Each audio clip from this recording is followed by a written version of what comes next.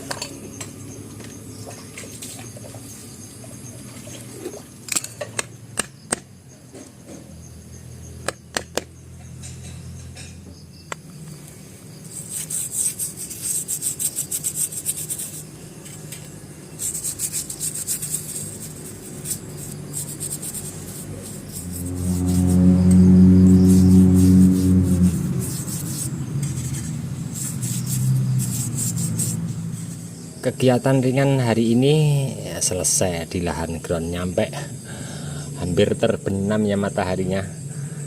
Tadi terlalu sore saya untuk melakukan kegiatan ringan ini. Ini memang memang sengaja saya lakukan, saya fokus untuk pembesaran batang utama. Dan di lahan saya juga ada beberapa yang saya proses seperti ini juga. Di sini karena saya fokus untuk pembesaran pangkal batang, memang dari tahap awal saya koreksi akar, pengurangan akar, memang saya sengaja sisakan yang saat ini, dan tidak akan saya lakukan untuk membuat anak cabang akar. Karena apa? Di saat saya mau melakukan proses pembengkakan pada pangkal batang bawah dengan pelukaan seperti ini, tentunya akar kalau dipotong untuk membangun luka-luka yang saya buat tadi akan terhambat. Dan teman-teman tadi bisa perhatikan juga untuk pelukaannya sendiri, memang saya tadi sedikit untuk membuat alurnya, ada yang dari atas juga beberapa sampai turun ke akar ke bawah. Terus di seputaran sekian ya, menyeluruh memutar saya pahat agak dalam, bertujuan seperti apa yang saya sampaikan di depan tadi. Kalau lukanya dalam nyampe ke tulang, tentunya pengembangan untuk kambium jalannya, mengembangnya akan besar. Jadi pengen di sini nanti pangkal batang dari sekian ini bisa mengembang besar. Nah, ini memang masih los pucuk ya. Dan hati-hati untuk teman-teman melakukan pelukaan seperti ini, biasanya rentan sekali untuk ulat batang masuk ke batang utama. Biasanya kalau sancang kendalanya itu ya ulat batang. Kalau biasa orang Jawa biasanya disebutnya oleng-oleng ya, mudahnya. Biasanya masuknya ke dari yang bekas luka, kita lukai, biasanya masuknya ke bekas luka-luka baru. Jadi perlu kita perhatikan secara bertahap ya, kita selalu kontrol. Nah, memang kenapa ini tadi banyak kerikil-kerikil seperti ini ya, saya pepetkan nyampe di sini. Nah, besok insya Allah kalau sudah kering, ini batu kerikil seperti ini saya kumpulkan, saya timbun sekian. Karena apa? Untuk mencegah percikan tanah media terkena air naik ke atas.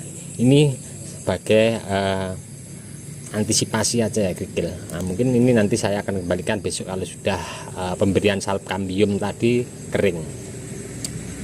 Oke teman-teman, ini tadi sedikit ya saya lakukan penanganan ringan untuk memproses pembesaran pangkal batang bawah pada bahan bonsai sancang. Oke teman-teman, cukup sekian dulu dari saya di channel Bonsai Gembong. Mudah-mudahan ini tadi hanya sedikit memberi inspirasi, motivasi untuk teman-teman terus semangat berkarya dan berbudidaya. Untuk teman-teman yang selalu menyimak mensupport video saya ucapkan banyak-banyak terima kasih. Tidak bisa saya sebutkan satu persatu. Dan untuk teman-teman yang komen-komen di bawah deskripsi mungkin tidak bisa saya tanggapi satu persatu juga, saya mohon maaf, mungkin karena waktu juga keadaan saya belum bisa menanggapi satu persatu. Mudah-mudahan di video saya sebelumnya selalu memberi informasi, motivasi, tidak luput kita tetap terus sharing, sama-sama belajar, terlebih dari teman-teman yang lebih senior. Nantikan terus untuk update seperti apa bahan ini, insya Allah akan selalu saya update ya perkembangannya untuk teman-teman. Dari saya di channel Bonsai Gembong cukup sekian dulu. Salam satu hobi, salam budidaya. Assalamualaikum warahmatullahi wabarakatuh.